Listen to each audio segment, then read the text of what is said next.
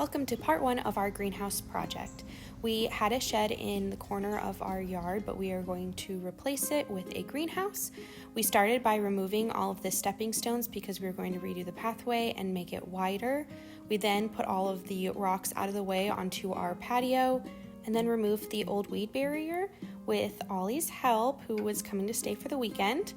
Then I removed the edging and used a rake to flatten out the ground as much as I could. I then reused the edging to lay out a wider pathway, and I went back and forth a couple times doing slight adjustments to make sure the width of the pathway stayed consistent all the way down to where the greenhouse is going to be located. Bo and Kinsey were great helps in that.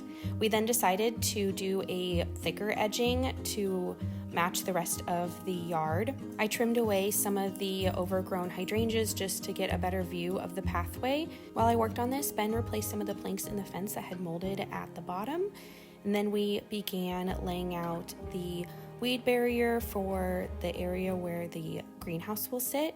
It's a little hard to tell from this view, but before Ben replaced the wood planks on the fence, he dug a little bit of a trench underneath them that we can put rocks in. That way the planks of wood are not touching directly to the dirt, so when it gets wet, they don't sit in the water and grow more mold.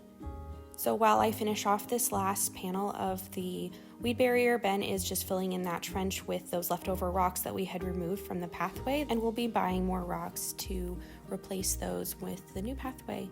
I hope you enjoyed. Please follow for part 2.